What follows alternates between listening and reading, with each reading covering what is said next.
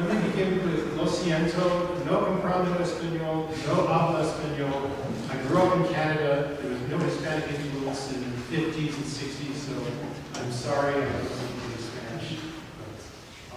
I'll try and communicate slowly and clearly. Also, I want to say at the very beginning that if people have questions, please just shout them out. Because if you have a question, probably other people have the same question.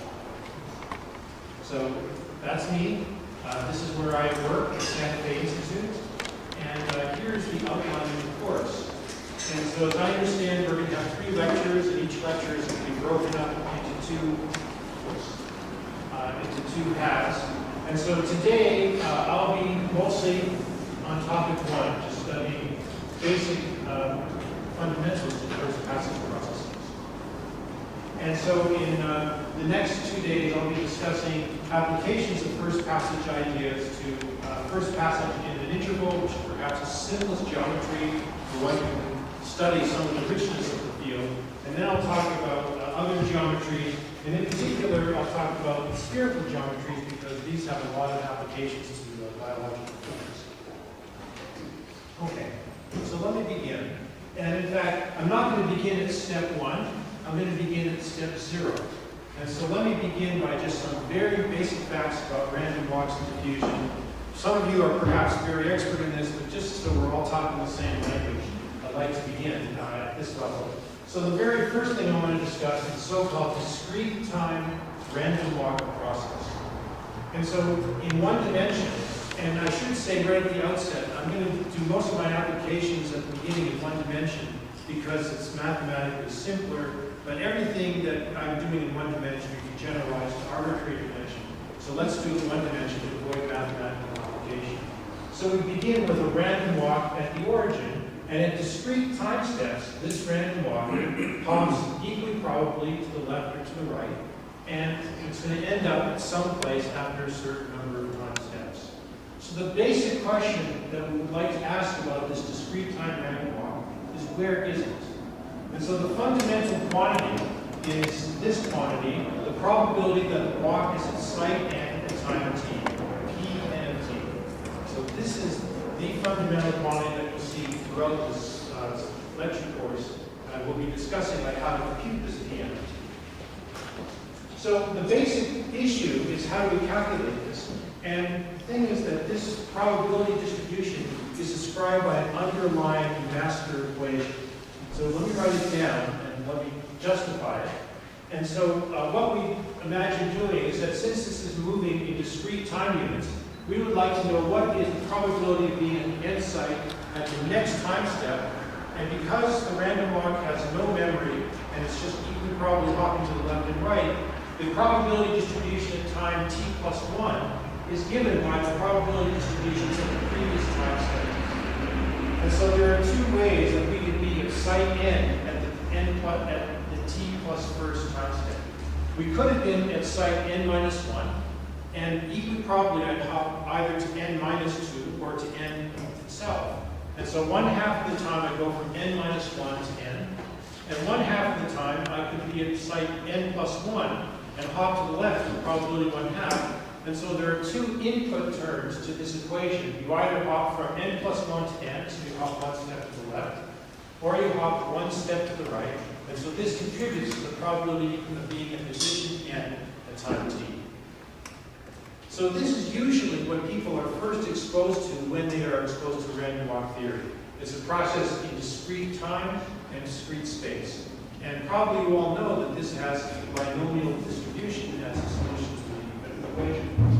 I'm not going to go in that direction because the thing is that even though it's more familiar to think about problems in discrete space and discrete time, it's usually uglier mathematically. It's always better to deal with continuous processes. So I will very quickly go to looking at this process in continuous time rather than discrete time and discrete space. Okay. So that's kind of basic fact 0. The probability distribution of the fundamental quantity and it obeys a master equation.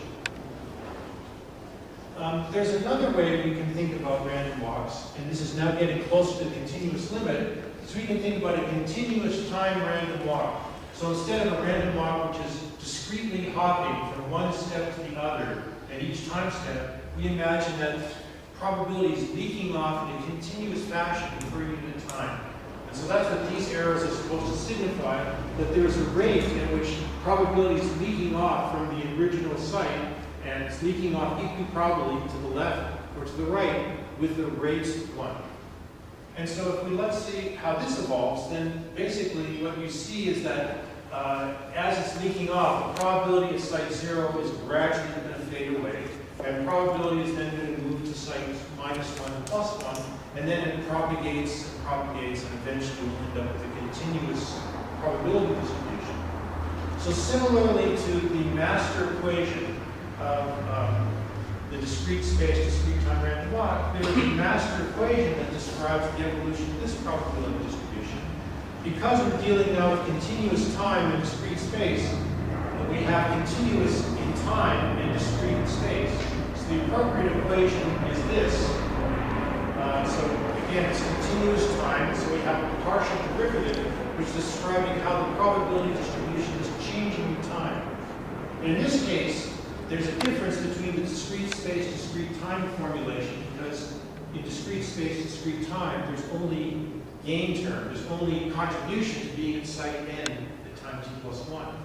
But as you saw from the cartoon, at site 0, there's stuff leaking away, and there's stuff moving to 1. And so there's going to be a combination of gain and loss terms. And so for the change in the probability of being at site n, so let's imagine the origin is my site n. So there's a rate 1 of leaking to the right, there's a rate 1 of leaking to the left. So the total rate of 2 of leaking somewhere. So the rate at which the probability of being at site n is decreasing is twice Pn. 2 because there's 2 ways of leaking, either to the right or to the left. But then there are gain terms because I could have been at site 1, and with the rate 1 I could leak to the left, and that would contribute to a gain coming from n+1 and popping to the left, or like leaking to the left, and so there's a gain term. And similarly, there's a gain term because you've been one step to the left, and with the rate 1, you leak to the right, and so there's a gain term Pn-1t, another gain term Pn+1t, and -2Pn(t). So this is the master equation for the continuous time discrete space random walk. The thing is that this one, you know the solution is the binomial distribution. This one, the solution is actually not as familiar to you. It turns out that the exact solution to this equation, maybe I should just write it down for fun.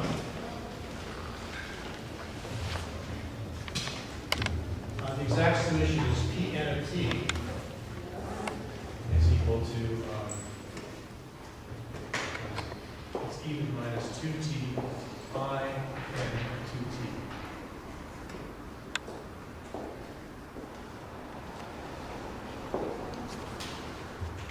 So this is,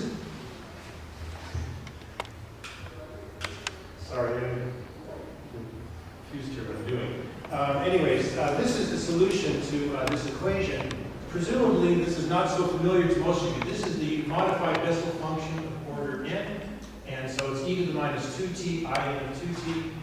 It turns out both of you take the continuous time, continuous space limit of either the solution, the binomial solution of the discrete random walk, or this thing, you get what you all know, which is the Gaussian probability distribution.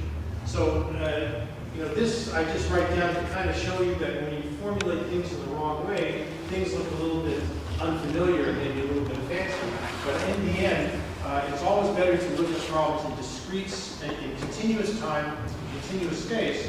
And so if we take the continuous limit of both of these equations, and this I leave as an exercise for the student to look at, then you find that both of these equations have the same continual limit, the classical diffusion equation. So this is everything on the rest of this course is based on this equation. What are the solutions to this diffusion equation? So in one dimension, you get the one-dimensional diffusion equation. And in general dimensions, you can easily generalize this, and you get dp by dt equals d Laplacian of p. And again, most of the characters of the solutions in general dimension are the same as in one dimension. So we will be mostly discussing one dimension.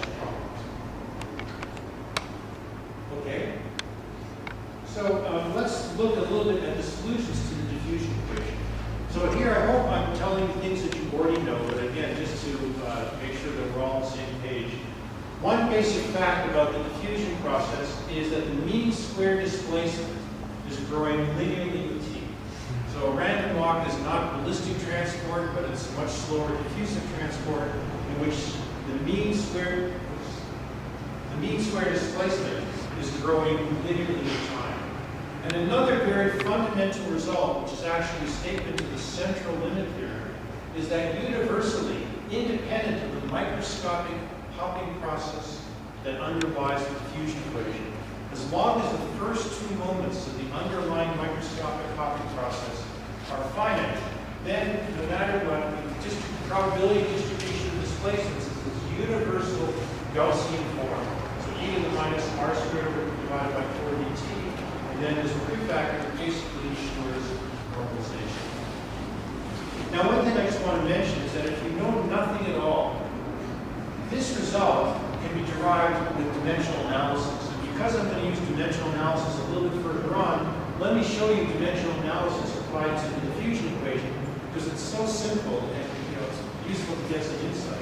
So let's look at our original equation, and let's look at the dimensions of this equation. So when I write these green brackets, I'm just looking at the dimensions of the equation. So the point is that both on the left-hand side and the right-hand side, there's a common factor p. So let's just cancel it out. And then that's all that's left over here. There's a 1 over time on the left-hand side. And on the right-hand side, there's a coefficient d, the diffusion coefficient. And the second space derivative says units is 1 over distance squared. And so you see that this scaling is just nothing more than dimensional analysis. So it's useful to keep in mind that when you're faced with an unfamiliar equation, that dimensional analysis should always be your first recourse, because you learn a lot by doing almost nothing. All right, so now we come to step 1 of the class, which is first passage fundamentals. And the very first fact I want to emphasize is this notion between so-called transience and recurrence of random walks. So random walks are really amazing because let me first pose this question to you and then I'll answer it. Which is, let's suppose I start with a random walk in 1 dimension. So here I am, and I start doing random walks. So I make 2 steps this way, and I do this, and I'm going around. And I can ask myself, what is the probability that if I start here at the origin and I launch a random walker, what is the probability that I will eventually return to the origin? Some of you know the answer. Some of you may not. So for those of you who don't know the answer, maybe you want to make a guess?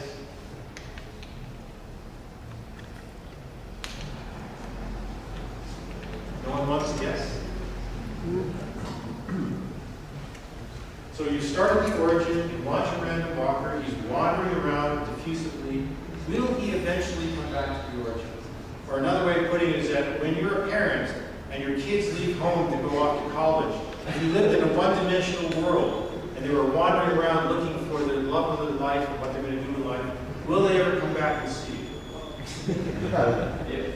Yes. Okay, and why? Seems reasonable. Okay. Well, now we can ask the same question in 2 dimensions. Instead of having a random walker in 1 dimension, suppose I'm wandering around on the plane. So instead of having people living on a 1-dimensional line, we have people who live on a plane. What happens then? Will I see my children again after I send them out after they leave home for college? Okay, people say yes. Now let's suppose I live in a 3-dimensional world where they can wander around in 3-dimensional space. Will I see them again?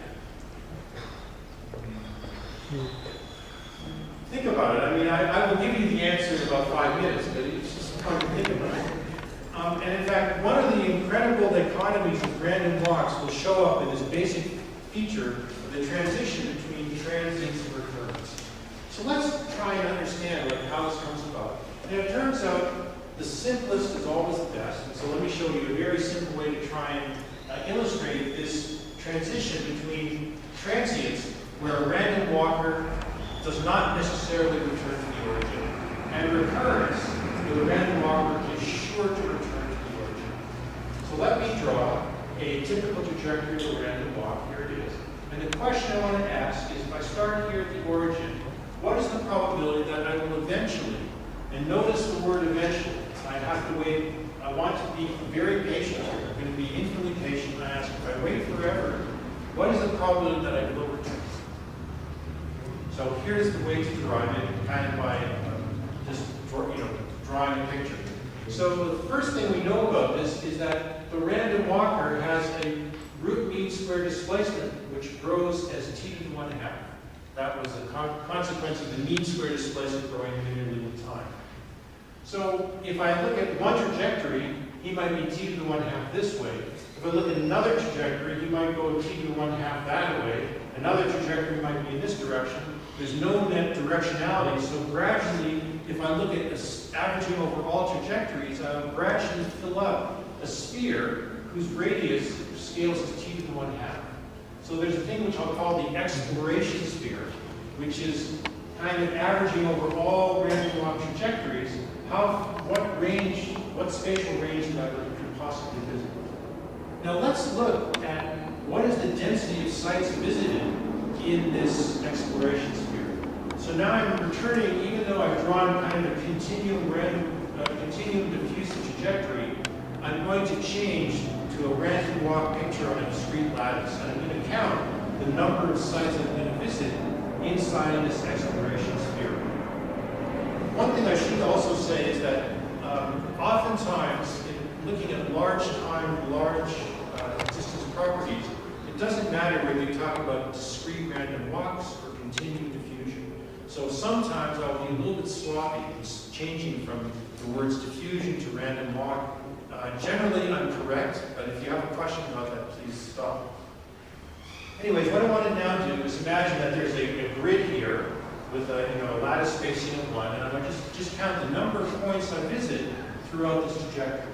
So let's look at, in fact, not the number of points I visit, but the density of points that I visit. So n is the number of points that I visit, and if a random walk goes for a time t, then the number is just the same as t. So the number of points that I visit, they're not necessarily distinct, just the total number of points visited is n. And then I want to find the density, which is just the number divided by the volume. And the volume is nothing more than the radius to the power d in d spatial dimensions.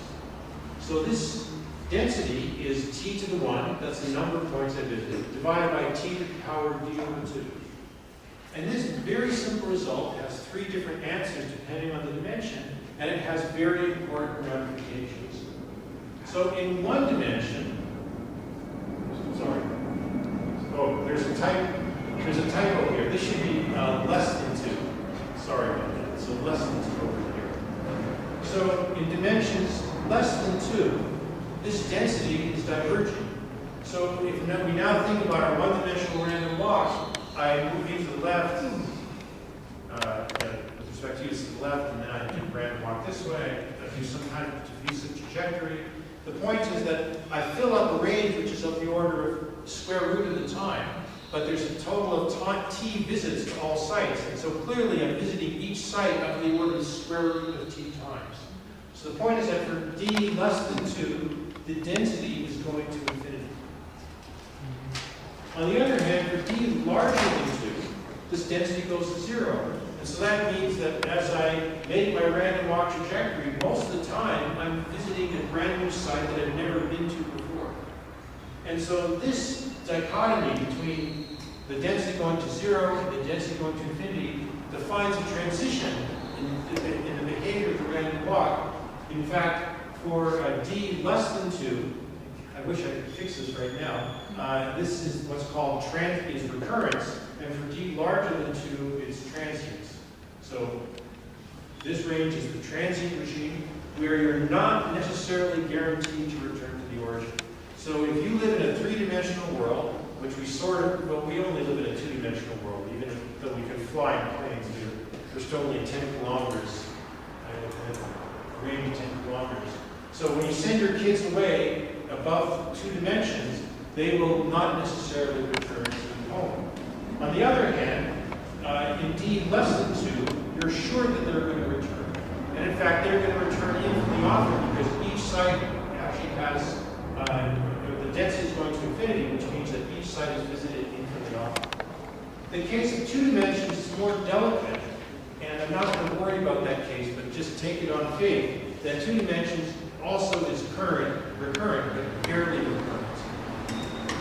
So again, transience, return to the starting point is uncertain, whereas recurrence, return to the starting point is certain, and in fact occurs infinitely often. So this is the very first basic fact about first passage processes, for which, like many other ideas, follow. So, any questions so far? Okay. Very good.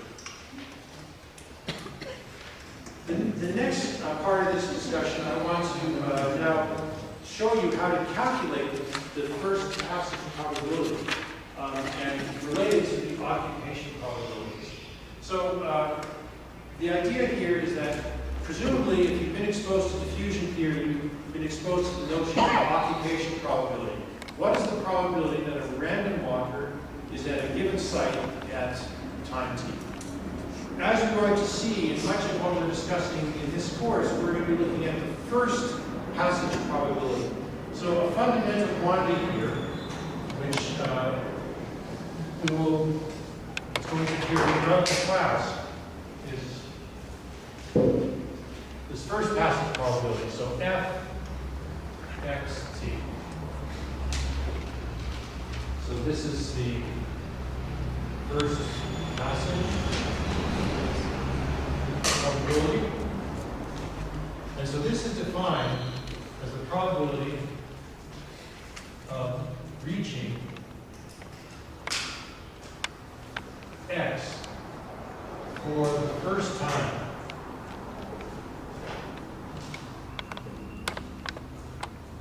at time t.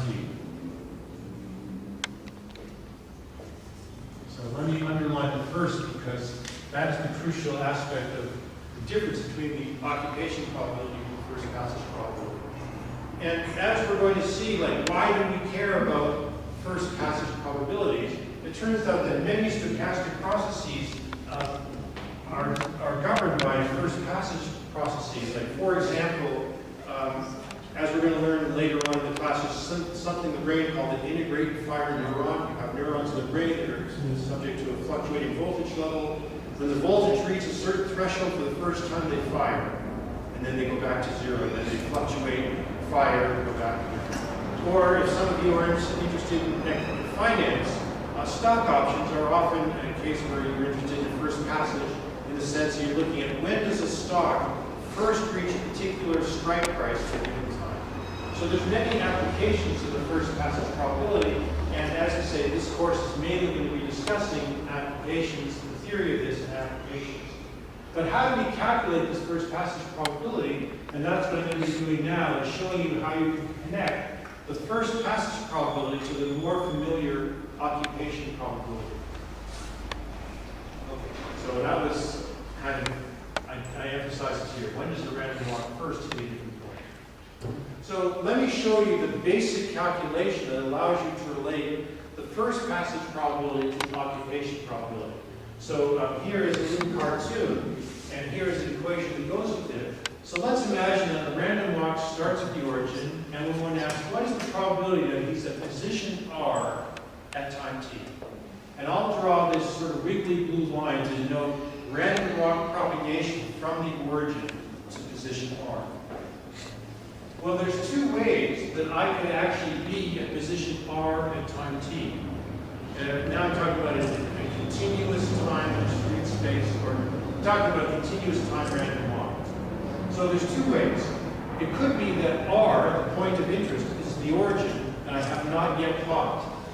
So that is what's described by this little blue, this little black dot. So this describes that I want to ask, what's the probability that at R at time t, if R is the origin, and I start at the origin, so there's a delta function, and in order to stay at the origin, I should not hop up to time t. And so now, if I'm living in a d-dimensional world, I have 2d nearest neighbors. There's a rate 1 of hopping to any one of the nearest neighbors. There's a total rate of 2d to hop somewhere. And the probability that I do not hop in time t is e to the minus rate times t. So I'm thinking that we're doing a Poisson process where probability is leaking away at an exponential with a constant rate. And the probability that I don't leak at all at time t is just e to the minus the rate times the time. So the first term is just describing the probability that I don't do anything. The second term is describing, well, how do I get to r at time t? So the way you should think about this is like, you're going out on a date, you make a date with your significant other to meet at the restaurant at 7 o'clock, and you don't want to be late, so what you do is you go to the restaurant at 6:30, so that's this. This red line here is supposed to denote the first passage path. So I come to the restaurant for the first time at 6:30, and then you realize, wait a minute, I'm early. So you wander around, go around the block once, twice, several times. And so here you are at 6:30 at the restaurant, and then this is meant to describe wandering around, and you could come back once, twice, 3 times, any number of times. So that's why this is a blue wiggly line, because it's just good old occupation probability. So you spend until 6:30 to get to the restaurant, and then t minus t prime is the remaining 30 minutes that you wander around and show up at the restaurant at the right time t. So the formula that describes this is that you make a first passage from the origin to r in a time t prime, which is less than t, that you arrive early.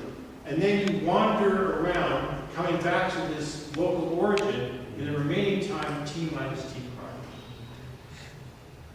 So this is the basic equation that relates the occupation probability, which presumably we all know is a Gaussian probability distribution, to the first passage probability.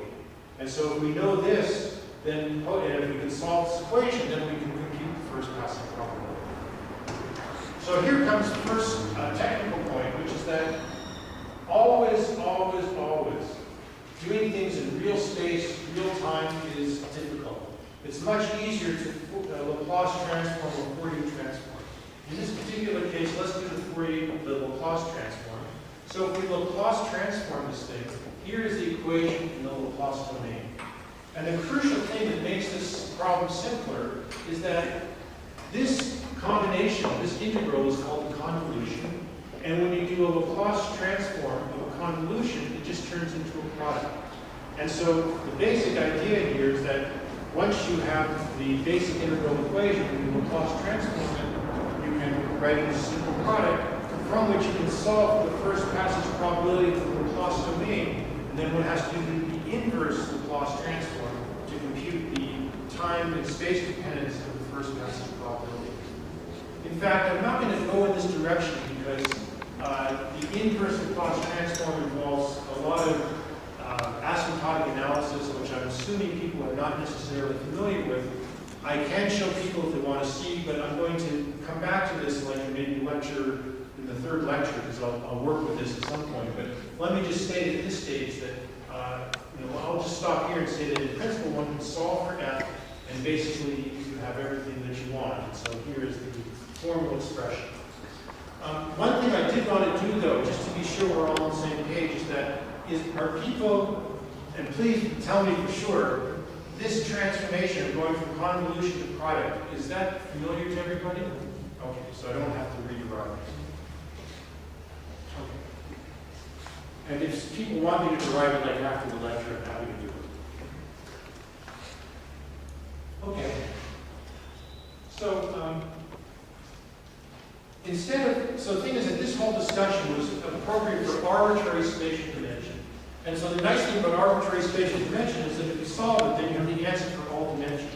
But as you see, we have this basic equation, we Laplace transform it, we have this equation here.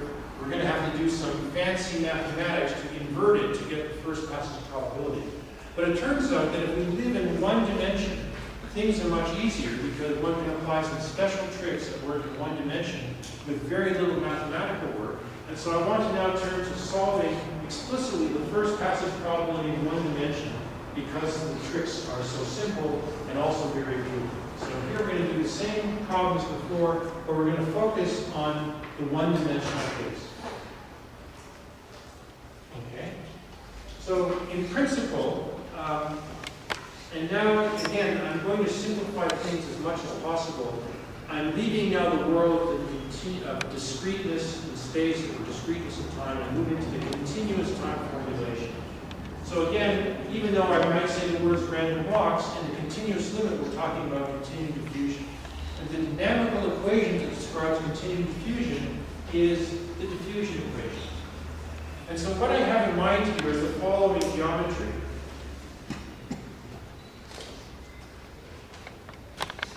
So I have a one-dimensional axis, x. Here is the origin. And I want to ask, what is the probability that a random walker will come to the origin for the very first time?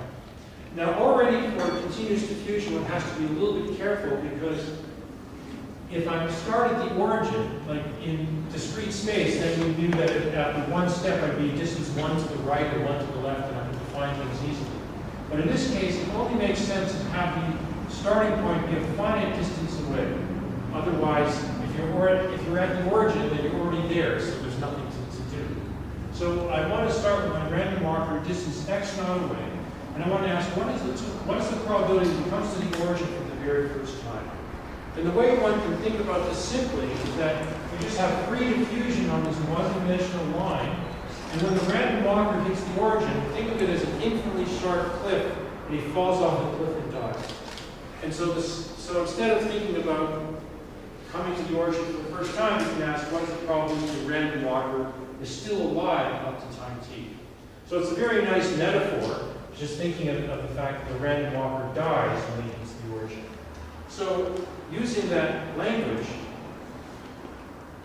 the problem that we want to solve then is we want to solve the diffusion equation with the initial condition that the particle begins at x0. So that's the delta function over here. And we also have the boundary condition that the probability if you're at the origin is equal to 0. So that means that if you happen to fall, step to the edge of the cliff at the Grand Canyon, you fall off the edge and die.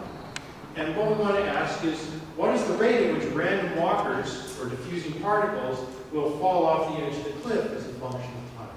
So that's the basic problem that I want to solve. And as we're going to see, there is a really slick way of doing this. In principle, this is a well-posed problem. If you ever took a course of differential equations, you learn about whether a problem is well-posed or not. Are the initial conditions defined, or the boundary conditions defined? Do you have a solution? So this is an example of a well-posed problem, and it does have a solution. And if you wanted to be a masochist, you could solve this by the Laplace or Fourier transform technique, and you could write everything down, and you could, with some work, you would then get the solution. But it turns out that there's a much easier way of getting the solution for this simple problem, and it relies on the technique that we learned in freshman physics, perhaps, of using the image method of electrostatics. So the idea is the following, is that without the absorbing boundary condition here, the solution to this equation, so if I forget about this for the moment, the solution to this equation is just a Gaussian probability distribution that is centered about the starting point. So the solution is, it's just, I guess again, okay, let me just write it down. It's going to appear in a moment. So without the boundary condition, so if we have the infinite line over here, then we would say that pxt is equal to 1 over 4 pi dt, square root, e to the minus x naught squared over 4 dt. So this is nothing more than a Gaussian distribution centered at x naught. Okay, but now I'm going to apply the following trick, which is the image method, which is saying, well, look, the concentration has to vanish at the origin. And let's think about good old electrostatics for a moment. If I put a point charge at x naught and had a grounded plane at the origin, you probably all have seen this before, which is defining the electrostatic potential of the grounded plane. You replace the grounded plane with nothing, and you just put a negative charge at the mirror image plane. So that's the same as what I'm going to do here. I'm going to put a mirror image anti-Gaussian at minus x naught. And it's obvious that the sum of the anti-Gaussian and the Gaussian, they exactly equal 0 at the origin. They're symmetrical. So that means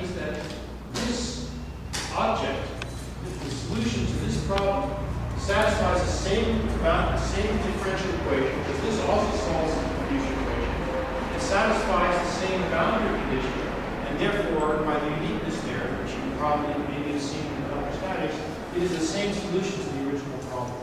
So here is my solution, which is two pieces. Again, there's this part that I wrote over here. So this is the Gaussian solution. And here's the anti-Gaussian. So I have to put a minus sign because it's like this negative probability. And it's centered at minus x naught. And so here is the probability distribution on this one-dimensional line. And you can verify immediately that if x equals 0, this exactly cancels. And what we're interested in, though, is this first passage probability. The probability that it first comes to the origin at time t. So this is perhaps the most important. Whoops. Something is. Maybe it's just an interference from something. Anyways, this is the perhaps most important equation of this entire course, which is the one-dimensional first passage probability. So once I have the concentration, oh, and by the way, I should also say another thing, which I realize that there's inconsistency throughout my talk in the sense that sometimes I write P for the probability distribution, sometimes I write C for the concentration. These are the same thing, and it's just, I did this talk at different times, and on a Wednesday I use C, on a Thursday I use P. They mean the same thing, and I apologize for possible confusion. Anyways, and also I see another typo here. I don't know why there's a Y here. This is only CXT, the concentration field at position X at time T, so forget the Y here. Anyway, so now I want to compute the first passage probability, and what is it?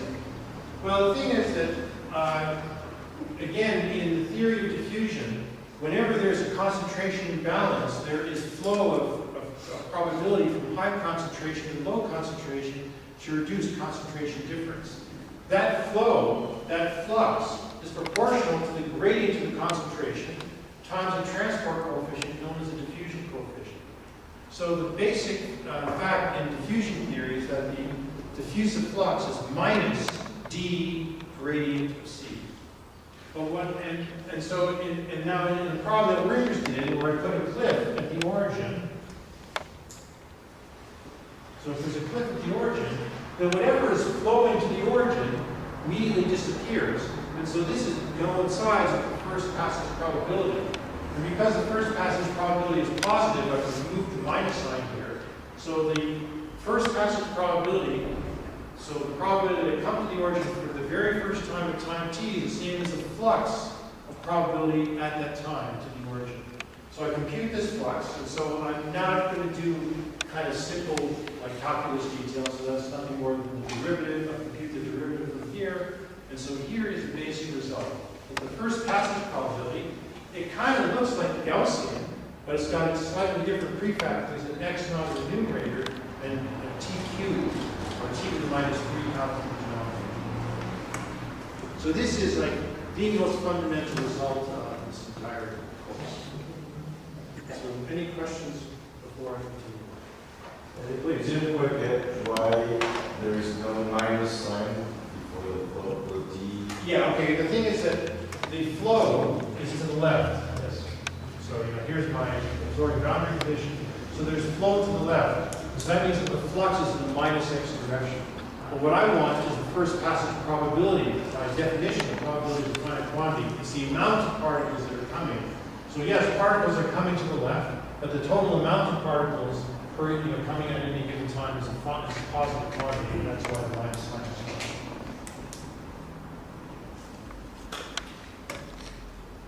on. Okay. So let's now dissect this result, because it turns out that this simple-looking result has some very important consequences that will play a huge role for the rest of this lecture series.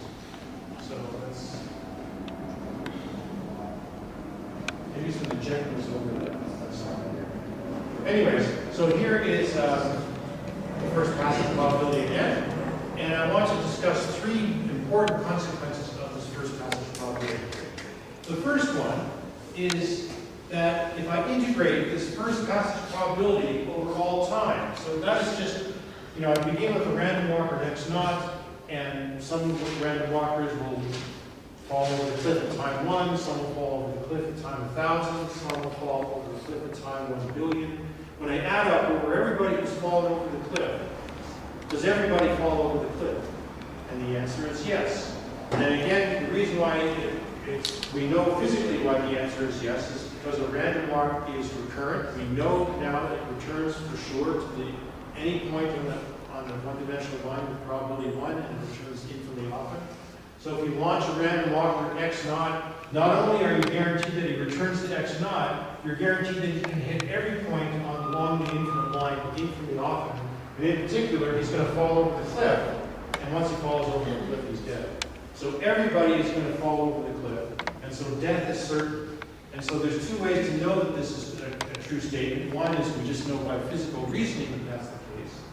The other is that we can integrate this equation over all time, and doing a little bit of manipulation, you'll see in fact that the probability is equal, the integrated probability is equal to 1. Second basic fact is this, and this is what makes random walks so weird. We can ask, what is the mean lifetime? And so by definition of the mean, if we have, this is our underlying probability distribution of hitting, falling over the cliff at time t, then the mean time is nothing more than t times the probability distribution. And in principle, we should divide by the zeroth moment, the integral 0 to infinity f t dt. But we already know this is 1, so that's why I didn't write it down here. This is divergent. So even though you're sure that the random walker is going to return, it takes an infinite amount of time to do so. So this is one of those weird things that it takes a while to really feel like you understand it, because you're sure you're going to return, but you have to wait infinitely often. And in fact, as a very nice exercise, you just do a discrete space, discrete time random walk of 10 steps. And I invite you to try it on your own. And you can ask, what is the probability that I'm going to return within 10 time steps? And the probability of returning within 10 time steps is over 90%. And yet the mean time is infinite. So the point is that this is a distribution with a long tail. And in fact, now if we look at this a little bit more carefully, there is a t to the minus 3/2 tail in the probability distribution.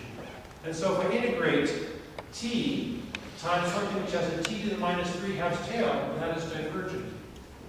So in fact, another feature is that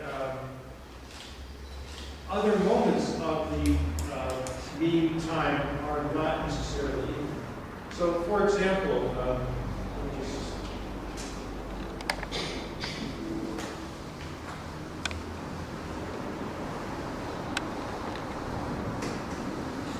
so the point here is that when you have a broad probability distribution, mean values are not necessarily very useful. And let me give you an example that you're all familiar with. If you go to a class and everybody's average, for example, everybody gets a C in the class. Everybody, doesn't try very hard in studying, but they study just enough so they'll pass the class. So that means that if I look at the distribution of final grades in a final exam, I would get a sharp peak about C. But you can imagine another class where there's two classes of students. There's students who will really work hard, study hard, they get A+. The other half of students don't care at all, and they get F. The average grade for these two classes is the same, but the distribution is really, the character of the classes is very different, and this is only revealed by looking at the probability distribution itself. So in fact, if one looks not at the mean time, but if one looks at t to the power k, the kth moment of the probability distribution, so that would be this. So there would be the integral t to the power k, f x naught t, dt, from 0 to infinity. And so when k is large, it's looking more at the large time tail of the distribution, and if k is small, then it's looking at the early time tail. Now the thing is that this quantity is maybe not as useful as you'd like because the dimensions of this quantity are the kth power of the time. So it turns out to be much more useful to think about the 1 over kth power of this object. And so this is now something which has units of time, and one can ask, what is the behavior of the various reduced moments of the probability distribution? If the probability distribution was simple, like with a narrow peak, then all these moments would have the same behavior. But it turns out that here, one finds the following very different behaviors, that this is equal to infinity, for k larger than or equal to 1/2. So in particular, the average time is divergent. But if k is less than 1/2, then these moments all have the behavior x naught squared over d. And in fact, this quantity is sort of a typical time.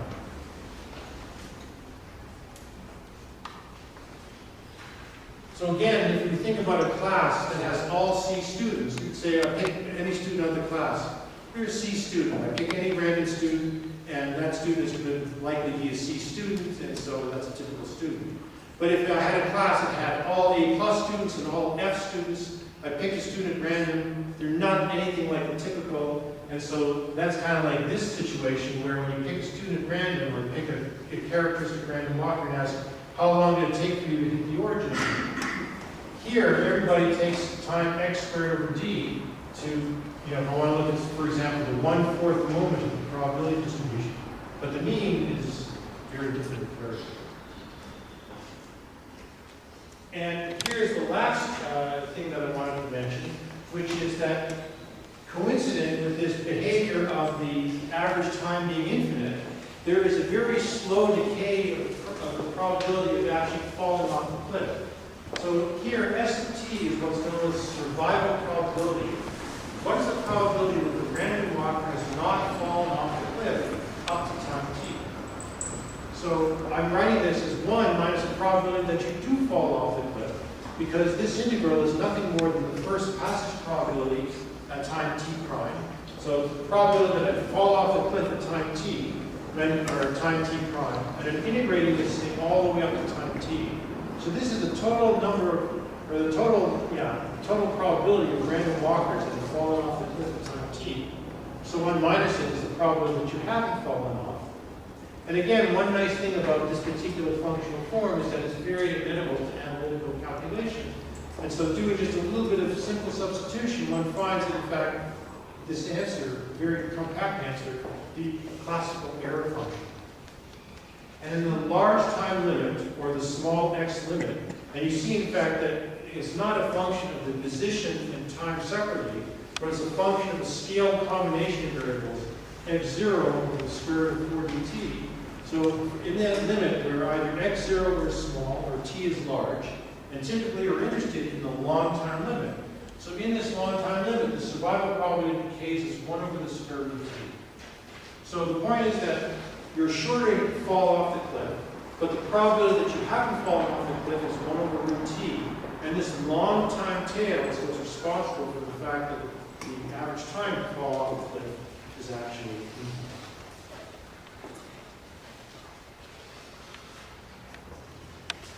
So this is actually, to my mind, a reasonable breaking point.